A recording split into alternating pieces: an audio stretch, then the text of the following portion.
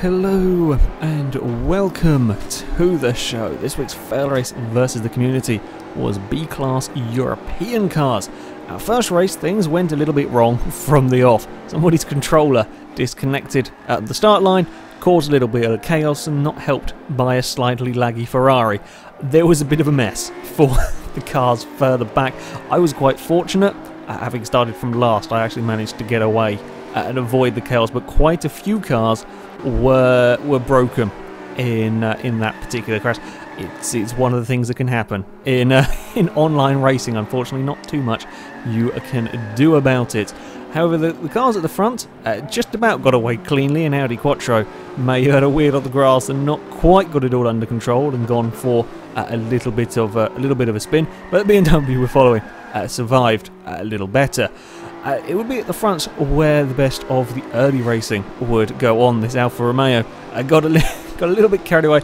It's quite a nasty corner, the final corner here at Road Atlanta. You see many a car in the wall through there when you try and carry just a little bit too much speed through that one. The Alfa managed to keep it out of the wall, lost a position to the BMW, but kept it out of the wall.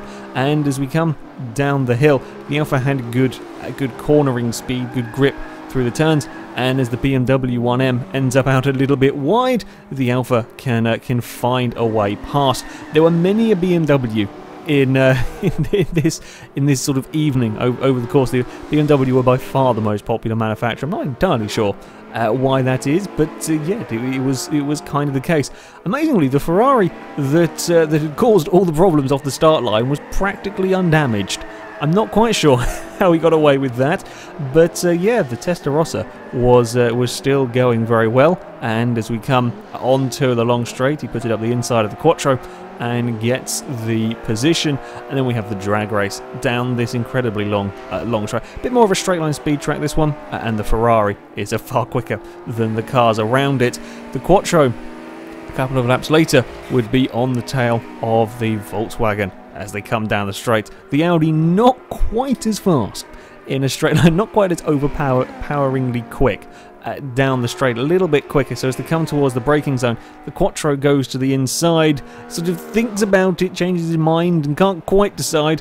In the end, the Quattro just not quite good enough under braking to get the Golf at that particular point. However, the Golf would start to struggle in the final few laps. Another BMW would catch up as they come down the long back straight. This time the BMW is far enough alongside, good under braking, and gets the move done, gets the car stopped without running too wide.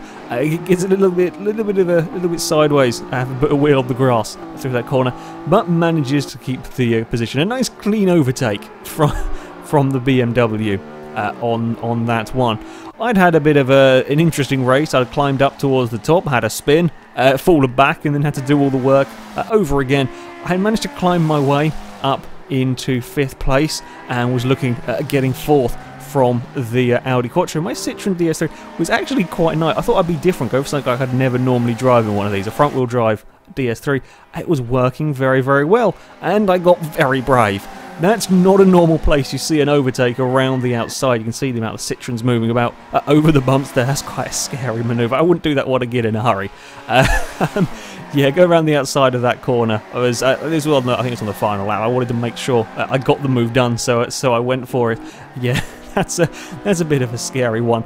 At the front, it was much calmer for the Mercedes A-Class that would take the victory. I think he started on pole, or certainly on the front row, and just vanished away from the field as we were squabbled over various positions. The BMW in second was gradually catching, but ran out of laps, and it's a sideways across the line for the Mercedes. As I said, BMW would come in second, and the Ferrari that caused the ruckus at the start would work his way up to third, with me finishing in 4th.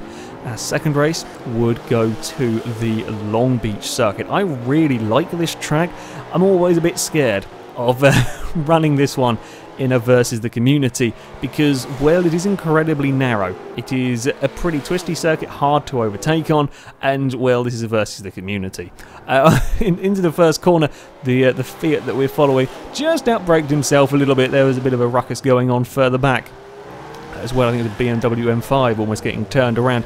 Yeah, with some of the bigger saloon cars, this is a bit more of a difficult track to race them around. Yeah, the Fiat just outbraked himself into turn 1, but it wasn't long before he was still right on the tail of the 2 cars in front. I think a Maserati and an Audi of some description. The Audi going very defensive into the next corner. The Maserati sort of thought about going around the outside, keeping his sort of position. The Fiat had so much speed, he could get himself up the inside of the Maserati. That didn't really put him in a good place for the next corner. It doesn't matter that the Fiat had so much grip. That's around the outside of the Maserati and the outside of the Audi. That's quite an impressive manoeuvre going on there to get those 2 positions. It would be the Audi that would be involved in a lot of the early battling, this time with a rough. Good to see a rough turn up in one of these. I think it's the first time I've seen one in a versus the community. As I said, Long Beach is a very tough place to overtake. Not quite as impossible as some street circuits, but it's still not an easy place to overtake, even if you've got a much quicker car. The rough here finally gets himself to the inside, and it looks like he's going to get the pass done, but he can't quite stop it in time. A very good cutback from the Audi. Well spotted to manage to get that one done. When I was watching the replay, I felt sure the rough was going to get that manoeuvre done, but the Audi comes back at him, and again as they run down this next straight, the rough is technically the faster car. He just can't quite get it into the right positions, can't quite be in the right place to try and make the pass. Again, he's having a little bit of a look here. He's just too far back, can't really do anything about it at this moment in time. So for now, the Audi could hold on to the position. Yeah, it's not an easy place to get overtakes around Long Beach, as you can imagine. And for large portions of this race, not a lot would happen. I had a little bit of problem with a few laggy replays going on, as per normal with Forza servers. But for a lot of this race, certainly a lot of the middle part of this race, they were kind of sort of in a train. There was a long train of cars that could all see the car in front and car behind, and not much was happening. And I was broken. Someone missed their braking point and clattered my Citroen. So yeah, I was well down the back of the order. Not much happened until there was a battle for 3rd position. BMW Z4 getting very brave, getting 2 cars wide out of that roundabout, especially with one big saloon car. That's no easy feat. So well done for the Z4 holding it around the outside of the roundabout. That is again, that's another very very impressive overtake. The M5 just couldn't quite put the power down out of the next corner. The M5, the quicker car in a straight line, but that's not necessarily such an important thing around. It's helpful certainly down the start finish kind of straight, but elsewhere not quite such an important thing when it comes to Long Beach. At the front though, it was to be a Fiat X1-9 that would take the victory. Again, another car that would start towards the front and just vanish. The Fiat 500 that was in second was a bit closer until he bumped a wall and broke his suspension and promptly fell back. It was, yeah, pretty straightforward victory really for this particular Fiat. Second place would go to a car that I've completely forgotten, and I don't know, I can't remember what it was. In second in the Z4 would end up in 3rd. Our 3rd and final race would go to the Road America West alternate course, the old city car build track that I used to use, and I like this track. I have to say, I think this is quite a good layout for racing around. Turn 1 is quite narrow and very bumpy. A little bit of a nasty turn 1, in all honesty. However, the rest of this track is pretty good for overtaking. There's lots of decent overtaking spots around here. As we come into the next corner, there are plenty of cars going too wide. There's a little bit of a bump further back. I think an Alpha ended up pointing sideways, which is never a good thing. The BMW, again, this race, I think probably 1/3 of the cars in this one were BMWs. It certainly was a popular manufacturer. A 2002 Turbo gets tangled up with a Mercedes. The 1M we're following gets 2 positions and tries to go around the outside of another car, can't quite make that manoeuvre stick. And at this particular point, the top 5 were all in BMWs. Further back, there were still plenty of squabbling going on over positions. This Z4 was battling with, I think it was an Audi Quattro. Yes, it was indeed a Quattro. Quattro gets a big slide on M3, gets a very big slide through that corner as well. The Z4's trying to be brave around the outside. Again, this is another pretty good overtaking spot. the Z4 can't quite get the manoeuvre done. The Quattro's out on the grass, being a little bit of rally car, it can get away with it. We come into the final corner. This can be a nasty corner for some cars. Some can get away with it flat out, others tend to run a little bit wide. The Z4 tries to get up the inside, but can't quite make it stick, lose a bit of momentum going across the grass. The M3 is phenomenally quick in a straight line, but not so good through the corners. The 2002 Turbo is doing a little bit of rallycross on the first corner, never good to end up out there. The bump is horrible if you hit it a little bit wrong, very easy to make a mistake, have your car sort of spin onto the grass if you hit that bump at a wrong angle. Come down the back straight, we see the speed of that M3 trying to get up the middle. It's a brown trouser moment for everybody as the four of them come together. Unfortunately, the Mercedes being the worst off. Yeah, cars at that speed sort of having contact is amazing. There wasn't more sort of damage. The Quattro gets very close to the back of the Z4 there. Yeah, three cars in the same piece of road. It does not always end quite so well at that particular point. The M3 though was technically the quicker of these lot over the course of the lap and was trying to find a way past. They go 3 wide up towards this particular corner, with the M3 making up 2 positions. That's a good overtake. The Quattro was thinking of either trying to go around the outside or maybe doing a cutback. Nobody quite expected the M3 to have such huge straight line speed advantage and just fire up the inside. 3 cars do just about fit into that piece of track, it seems. Again, with Forza's like of putting me at the back of the grid, I had quite a lot of work to do in my little Citroen, but it was doing very well around this track, and I would soon find my favourite overtaking spot, this particular corner here.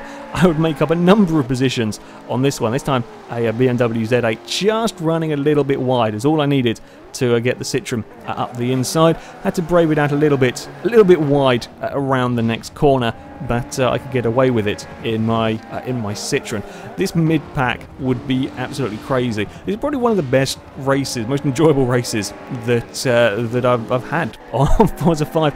It was absolutely frantic in the middle of the field. The Maserati that we're following at the moment, trying to brave it out around the outside. That's not an easy place to hold it around the outside, but he does manage to do it. The Golf's trying to get involved as well. That's a very fast corner. You're not likely to get too much overtaking through that corner. The Golf gets an excellent drive off it though, and is looking around the outside. The Quattro's got wise and thought better of trying to go 3 wide into that. The upshot of it is that the Maserati managed to keep its position. Further up, while the leader was a little bit isolated down the road, 2nd, 3rd and 4th were all fairly close on track. And as I said, at this stage, the top 5 were all BMWs. As we come down this first straight, the 2002 Turbo, very, very quick in a straight line, and has a dive from a long way back to try and get into 2nd place. That's quite an impressive dive. I'm surprised he managed to get it stopped. On the exit, again, the 2002 Turbo's got so much acceleration that he can go round, or try and go round the outside, just about gets away with it. The 1M's not giving up. The 2002 Turbo doesn't have too good a grip. The 1M is far quicker through the corner, and the 2002 almost lost it, a little bit of a bump, so it slows the blue 1M down. Now the white car is joining, almost going too wide through the next corner. It was a frantic race here at Road America. I had caught up to this group and was joining in the fun on the tail of the BMW Z4. And one of the dangers of this very long corner, as you saw, if you run a little bit wide, if you get just a little bit too much understeer, put a wheel on the grass, you are done for. We saw a few cars do that on that corner. Or once you get a wheel on the grass, you can't stop. Your car is going to be dragged off the track. A little bit unfortunate, and it would kind of become a bit of a story for me. I would gain quite a few places of cars falling off, nothing to do with me. I didn't touch them, they would just fall off the road or get in collisions on their own accord, and I would just kind of make up positions. I was actually out dragging a Maserati in a straight line. The M3 flew alongside me, then couldn't quite get it stopped in time, gives the Maserati a bit of a bump, and I find myself up a position. That would literally be the story of my race almost, going through this one. I'll take the position. I'm quite impressed with a DS3 going quicker than a Maserati, to be honest. I would carry on working my way up through the field, and I'll get as far as second again, coming down this back straight towards my favourite corner, the 1M going very offensive, just couldn't stop it in time. Yeah, running wide on the exit, and I can do a simple cutback, and it put my Citroen up into second, and I could break the chain of BMWs. At the front, though, it was going to be a BMW that would take the victory. While it was all very exciting further back, there were a few too many bumps going around, but it was a very exciting race further back. The BMW at the front would drive away from it all. Once I did get into second, I very gradually started to catch the M3, but again, nowhere near enough laps for me to do very much about it. With my Citroen in second, I think it would be a 1M that would end up in third. So I slightly managed to break the BMW domination on the final race. Yeah, the Road America race was very good fun. Long Beach is a little bit of a pain for racing. A little bit of a narrow track and a few cars that ended up broken. And yeah, a bit of a mess in the first race. But it was still pretty good fun. And my Citroen, I'm really pleased. I did very well with a front-wheel drive. I don't normally drive that sort of car, front-wheel drive cars in this category. I was really proud of the little Citroen. It did remarkably well. Anyway, that is it for this week. The next FailRace versus the community shall be on November the 20th. We shall be on Forza Horizon 2 doing some A-Class scramble races. They are the off-road ones with sort of no proper predetermined route thing. There's the checkpoints and you sort your path between each checkpoint. I think it could be good fun. It will be a little bit different. Yeah, we're gonna give it a go. So if you would like to sign up to take part in that, then you can go to our forums. There'll be a link in the description. Find the FailRace versus the community section, and that is where you go. However, that is it for today. So thank you very much for watching, and until next time, a goodbye.